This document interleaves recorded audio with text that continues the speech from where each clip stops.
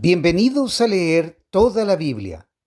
Mayo 26, segunda de Samuel, capítulo 9, verso 1 al capítulo 11, verso 27. Cierto día David preguntó: ¿hay alguien de la familia de Saúl que aún siga con vida? ¿Alguien a quien pueda mostrarle bondad por amor a Jonatán? Entonces mandó llamar a Siba, un hombre que había sido uno de los siervos de Saúl. ¿Eres tú, Siba?, le preguntó el rey. Sí, señor, lo soy, contestó Siba. Enseguida el rey le preguntó: ¿hay alguien de la familia de Saúl que todavía viva? De ser así, quisiera mostrarle la bondad de Dios. Siba le contestó: sí, uno de los hijos de Jonatán sigue con vida. Está lisiado de ambos pies. ¿Dónde está?, preguntó el rey. En Lodebar, le contestó Siba, en la casa de Maquir, hijo de Amiel. Entonces David mandó a buscarlo y lo sacó de la casa de Maquir. Su nombre era Mefiboset. Era hijo de Jonatán y nieto de Saúl. Cuando se presentó ante David, se postró hasta el suelo con profundo respeto. David dijo: «Saludos, Mefiboset». Mefiboset respondió: «Yo soy su siervo». «No tengas miedo», le dijo David. «Mi intención es mostrarte mi bondad por lo que le prometí a tu padre Jonatán. Te daré todas las propiedades que pertenecían a tu abuelo Saúl y comerás aquí conmigo a la mesa del rey». Mefiboset se inclinó respetuosamente y exclamó: «¿Quién es su siervo para que le muestre tal bondad a un perro muerto como yo?». Entonces el rey llamó a Siba, el siervo de Saúl, y dijo: «Le he dado al nieto de tu amo todo lo que pertenecía a Saúl y a su familia. Tú, tus hijos y tus siervos cultivarán la tierra para él, para que produzca alimento para la casa de tu amo. Pero Mefiboset, el nieto de tu amo, comerá aquí a mi mesa». Siba tenía 15 hijos y 20 siervos. Siba respondió: «Sí, mi señor el rey, yo soy su siervo y haré todo lo que me ha ordenado». A partir de ese momento, Mefiboset comió a la mesa de David como si fuera uno de los hijos del rey. Mefiboset tenía un hijo pequeño llamado Mica. A partir de entonces, todos los miembros de la casa de Siba fueron siervos de Mefiboset. Y Mefiboset, quien estaba lisiado de ambos pies, vivía en Jerusalén y comía a la mesa del rey. Después de un tiempo, murió Nahas, rey de los amonitas, y su hijo Hanún subió al trono. David dijo: «Le mostraré lealtad a Hanún, así como su padre Nahas siempre me fue leal». Entonces David envió embajadores a Hanún para expresarle sus condolencias por la muerte de su padre. Pero cuando los embajadores de David llegaron a la tierra de Amón, los comandantes amonitas le dijeron a Hanún, su amo: «¿Realmente cree que estos hombres vienen para honrar a su padre? No, David los ha enviado a espiar la ciudad para luego venir y conquistarla». Entonces Hanún tomó presos a los embajadores de David, les afeitó la mitad de la barba, les cortó los mantos a la altura de las nalgas y los envió avergonzados de regreso a David. Cuando llegó a oídos de David lo que había sucedido, envió mensajeros para decirles a los hombres: «Quédense en Jericó hasta que les crezca la barba y luego regresen», pues se sentían muy avergonzados de su aspecto.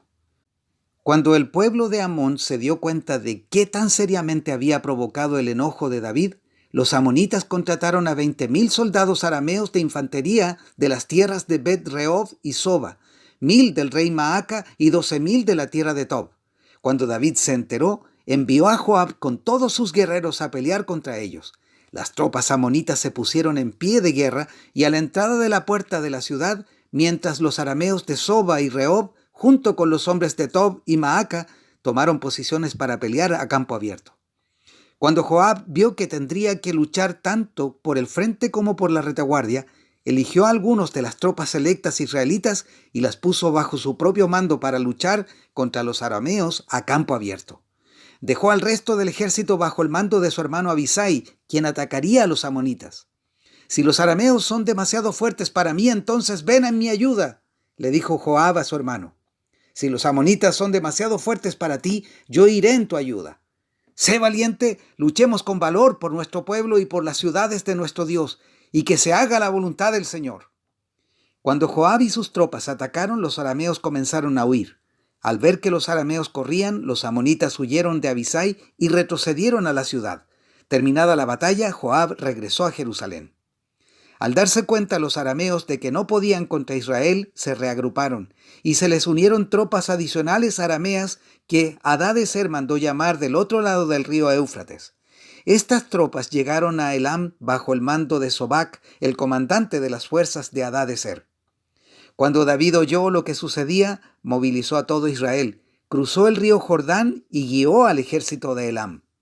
Los arameos se pusieron en formación de batalla y lucharon contra David, pero nuevamente los arameos huyeron de los israelitas. Esta vez las fuerzas de David mataron a 700 conductores de carros de guerra y a 40,000 soldados de infantería, entre estos a Sobac, el comandante del ejército.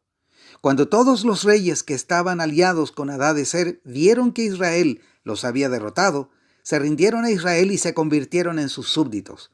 Después de esto, los arameos tuvieron miedo de ayudar a los amonitas. En la primavera, cuando los reyes suelen salir a la guerra, David envió a Joab y al ejército israelita para pelear contra los amonitas. Destruyeron al ejército amonita y sitiaron la ciudad de Rabá. Sin embargo, David se quedó en Jerusalén. Una tarde, después del descanso de mediodía, David se levantó de la cama y subió a caminar por la azotea del palacio. Mientras miraba hacia la ciudad, vio a una mujer de belleza singular que estaba bañándose. Luego envió a alguien para que averiguara quién era la mujer y le dijeron: «Es Betsabé, hija de Eliam y esposa de Urías elitita». Así que David envió mensajeros para que la trajeran y cuando llegó al palacio se acostó con ella. Luego ella regresó a su casa. Betsabé recién había terminado los ritos de purificación posteriores a su periodo menstrual.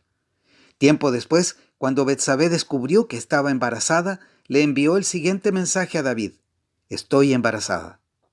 Entonces David envió un mensaje a Joab: «Mándame a Urías elitita». Así que Joab se lo envió.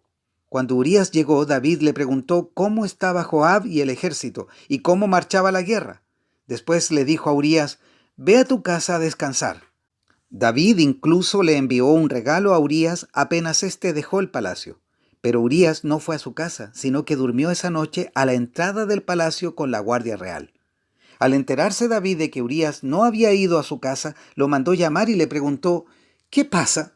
¿Por qué no fuiste anoche a tu casa después de haber estado fuera por tanto tiempo?» Urías le contestó: «El arca y el ejército de Israel y el de Judá están viviendo en carpas, y Joab y los hombres de mi señor están acampando a cielo abierto. ¿Cómo podría ir a casa para beber, comer y dormir con mi esposa? Juro que jamás haría semejante cosa». «Está bien, quédate hoy aquí», le dijo David, «y mañana puedes regresar al ejército». Así que Urías se quedó en Jerusalén ese día y el siguiente. David lo invitó a cenar y lo emborrachó. Pero aún así no logró que Urías se fuera a la casa con su esposa, sino que nuevamente se quedó a dormir a la entrada del palacio con la guardia real.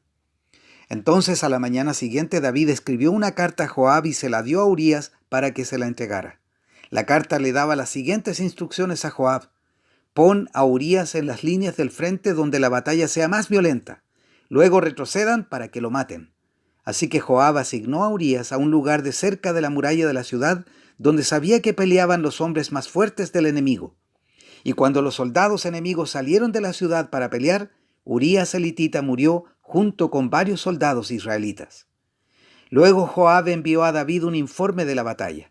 Le dijo a su mensajero: «Informa al rey de todas las novedades de la batalla, pero tal vez se enoje y pregunte por qué las tropas se acercaron tanto a la ciudad. ¿Acaso no sabían que dispararían desde la muralla? ¿No fue Abimelec, hijo de Gedeón, muerto en Tebes por una mujer que le tiró una piedra de molino desde la muralla? ¿Por qué se acercaron tanto a la muralla?». Entonces dile: «Murió también Urías elitita». Por lo tanto, el mensajero fue a Jerusalén y le dio un informe completo a David. «El enemigo salió contra nosotros a campo abierto», le dijo. «Y cuando los perseguíamos hasta las puertas de la ciudad, los arqueros que estaban en la muralla nos dispararon flechas. Mataron a algunos hombres del rey, entre ellos a Urías elitita». «Bien, dile a Joab que no se desanime», dijo David. «La espada devora a este hoy y a aquel mañana. La próxima vez esfuércense más y conquistarán la ciudad». Cuando la esposa de Urías se enteró de que su marido había muerto, hizo duelo por él. Una vez cumplido el periodo de luto, David mandó que la trajeran al palacio y pasó a ser una de sus esposas. Luego ella dio a luz un hijo, pero el Señor estaba disgustado con lo que David había hecho. Juan capítulo 15 versos 1 al 27. «Yo soy la vid verdadera y mi padre es el labrador. Él corta de mí toda rama que no produce fruto y poda las ramas que sí dan fruto para que den aún más. Ustedes ya han sido podados y purificados por el mensaje que les di. Permanezcan en mí y yo permaneceré en ustedes, pues una rama no puede producir frutos si la cortan de la vid, y ustedes tampoco pueden ser fructíferos a menos que permanezcan en mí. Ciertamente yo soy la vid, ustedes son las ramas. Los que permanecen en mí y yo en ellos producirán mucho fruto, porque separados de mí no pueden hacer nada. El que no permanece en mí es desechado como rama inútil y se seca. Todas esas ramas se juntan en un montón para quemarlas en el fuego. Si ustedes permanecen en mí y mis palabras permanecen en ustedes, pueden pedir lo que quieran y les será concedido. Cuando producen mucho fruto, demuestran que son mis verdaderos discípulos. Eso le da mucha gloria a mi Padre. Yo los he amado a ustedes tanto como el Padre me ha amado a mí. Permanezcan en mi amor. Cuando obedecen mis mandamientos, permanecen en mi amor, así como yo obedezco los mandamientos de mi Padre y permanezco en su amor. Les he dicho estas cosas para que se llenen de mi gozo. Así es, desbordarán de gozo. Este es mi mandamiento: ámense unos a otros de la misma manera en que yo los he amado. No hay un amor más grande que el dar la vida por los amigos. Ustedes son mis amigos y hacen lo que yo les mando. Yo no los llamo esclavos porque el amo no confía sus asuntos a los esclavos. Ustedes ahora son mis amigos porque les he contado todo lo que el Padre me dijo. Ustedes no me eligieron a mí, yo los elegí a ustedes. Les encargué que vayan y produzcan frutos duraderos. Así el Padre les dará todo lo que pidan en mi nombre. Este es mi mandato: ámense unos a otros. Si el mundo los odia, recuerden que a mí me odió primero. Si pertenecieran al mundo, el mundo los amaría como a uno de los suyos, pero ustedes ya no forman parte del mundo. Yo los elegí para que salieran del mundo, por eso el mundo los odia. ¿Recuerdan lo que les dije? El esclavo no es superior a su amo, ya que me persiguieron a mí, también a ustedes los perseguirán. Y si me hubieran escuchado a mí, también los escucharían a ustedes. Les harán todo eso a causa de mí, porque han rechazado a aquel que me envió. Ellos no serían culpables si yo no hubiera venido a hablarles, pero ahora no tienen ninguna excusa por su pecado. Cualquiera que me odie a mí, también odia a mi Padre. Si yo no hubiera hecho entre ellos esas señales tan milagrosas que nadie más podría hacer, no serían culpables, pero la verdad es que vieron todo lo que hice y aún así nos siguen odiando a mí y a mi Padre. Con eso se cumple lo que está registrado en sus escrituras: me odiaron sin motivo.